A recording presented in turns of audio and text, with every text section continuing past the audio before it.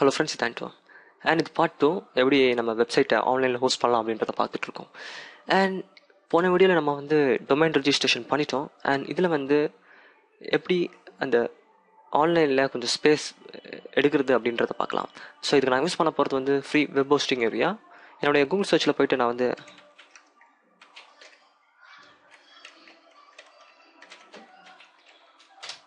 Okay, so இந்த வெப்சைட்டில் பார்த்தீங்கன்னா நம்மளுக்கு ஃப்ரீயாக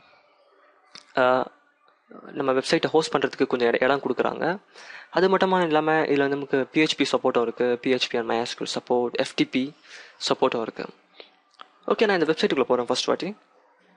ஸோ இப்படி தான் உங்களுக்கு இருக்கும். இதில் வந்து பார்த்தீங்கன்னா நீங்கள் வந்து உங்கள் ஃப்ரீ டொமைன்ஸை இங்கே ரிஜிஸ்டர் பண்ணி உங்கள் ஃப்ரீ டொமைன்ஸை வச்சு நீங்கள் அதுக்கான ஸ்பேஸை இங்கே நம்ம எடுத்துக்கலாம்.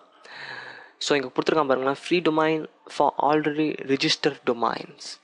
ஸோ இதுக்காக தான் நான் ஃபஸ்ட்டு என்னுடைய டொமைனை ரிஜிஸ்டர் பண்ணினேன். இப்போ இங்கே antosuggest.tk நான் என்ன பண்ணிக்கிறேன், இந்த இடத்துல போயிட்டு antosuggest.tk.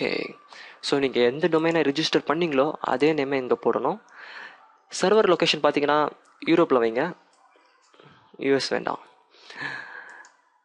ஸோ இங்கே மேலே இருக்கிறது வந்து ஃப்ரீ சப்டொமைன்ஸ். ஸோ இதையும் நீங்கள் யூஸ் பண்ணிக்கலாம். நான் இதை ஏன் யூஸ் பண்ணலாம் அப்படின்னா, சப்டொமைன்ஸ்னால் இங்கே EU5.org அப்படின்னு வரும்.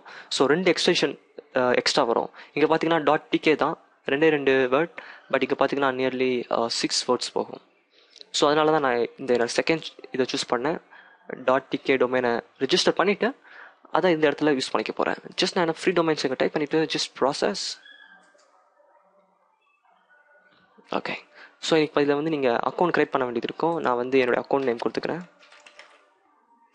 Okay, and password just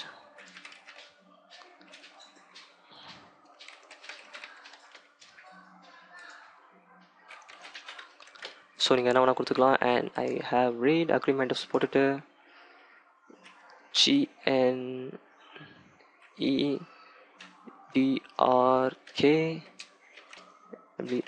okay, just create. இப்போதைக்கு வேண்டாம், நாட் நவ். ஓகே, ஸோ இதுதான் என்னுடைய இன்ஃபர்மேஷன்ஸ். ஸோ இப்போ ஆக்சுவலி இப்போ பார்த்தீங்கன்னா நம்ம ஸ்பேஸை வந்து ரிஜிஸ்டர் பண்ணிட்டோம் சிம்பிளாக. ஸோ இங்கே முக்கியமாக கொடுத்துருப்பாங்க பாருங்கள், ப்ரைமரி நேம் சர்வர். ஸோ இதுதான் ப்ரைமரி நேம் சர்வர் நம்மளுது. அண்ட் இது செகண்டரி நேம் சர்வர். அண்ட் என்னுடைய யூசர் நேம் அண்ட் பாஸ்வேர்ட். அதே மாதிரி என்னுடைய FTP இன்ஃபர்மேஷன்ஸ். ஸோ இந்த FTP இன்ஃபர்மேஷன் ரொம்ப யூஸ்ஃபுல்லாக நம்மளுக்கு இருக்கும். ஸோ இதை பற்றி நான் உங்களுக்கு சொல்கிறேன். It's very important. Okay, so இப்போ என்னுடைய ஃப்ரீ வெப் ஹோஸ்டிங் ஏரியாக்குள்ளே நான் வந்து லாகின் ஆகணும். ஸோ இது வந்து பேசிக் இன்ஃபர்மேஷன்ஸ். ஸோ இந்த இன்ஃபர்மேஷன் வந்து நம்ம கைவிட்டு போகிறதுக்கு நிறைய சான்சஸ் இருக்குது. ஜஸ்ட் நம்ம என்ன பண்ணிக்கலாம், இதை சேவ் பண்ணி வச்சுக்கிறது எப்போதுமே நல்லது. ஸோ அதுக்காக என்ன பண்ணிக்கங்க, இது ஒரு நல்ல ஹேபிட். ஜஸ்ட் இந்த வெப்பேஜை அப்படியே சேவ் பண்ணி வச்சுக்கோங்க. சேவ் ஆஸ் கொடுத்தீங்கன்னா இந்த ஃபுல் வெப்பேஜ் அப்படியே நமக்கு சேவ் ஆகிடும். ஜஸ்ட் நான் இதை வந்து என்னுடைய வெப்பேஜில் சேவ் பண்ணி வச்சுக்கிறேன். ஸோ தட் இன் கேஸ் ஃபியூச்சரில் எனக்கு ஏதாவது டவுட் வந்ததுன்னா நான் இதை வந்து திரும்பி எடுத்து பார்த்துக்கலாம். ஓகே, சேவ் ஆகிடுச்சு. ஸோ இந்த இன்ஃபர்மேஷன் எல்லாமே என்னுடைய ஹார்ட் டிஸ்கில் இப்போ சேஃபாக இருக்குது. ஓகே, இப்போ நான் என்ன பண்ணிக்கிறேன், லாகின் பண்ண போகிறேன். அதுக்காக நான் என்ன பண்ணிக்கிறேன், என்னுடைய கரண்ட் ஹோஸ்டிங் ஏரியா வந்து EU5.org சர்வர். ஸோ அதுக்காக நான் இதை கிளிக் பண்ண போகிறேன். ஜஸ்ட் நான் ரைட் கிளிக் பண்ணி open new tab. So that இந்த இன்ஃபர்மேஷன் அப்படியே இங்கே ஓப்பன் ஆகிருக்கும். நான் என்னுடைய நெக்ஸ்ட் டேப்புக்கு போகலாம். ஓகே, இந்த இடத்துல நான் வந்து என்னுடைய யூசர் நேமை கொடுக்க போகிறேன். அதாவது இந்த user name.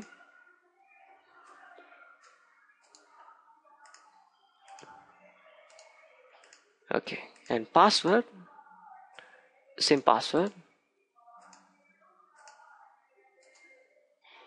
Okay, login. So இந்த மாதிரி தான் உங்களுக்கு ஸ்க்ரீன் இருக்கும். இதுதான் நம்ம cPanel.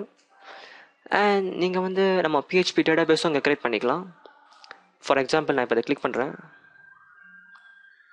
கிளிக் பண்ணிங்கன்னா நம்மளுடைய பேசிக் இன்ஃபர்மேஷன் எல்லாமே கிடைக்கும். அதாவது ஃபர்ஸ்ட் வாட்டி நமக்கு டேட்டாபேஸ் க்ரியேட் ஆகுது, நம்மளுடைய டேட்டாபேஸ் நேம், நம்ம database user name and password நம்ம என்ன கொடுத்தோமோ அதே இது.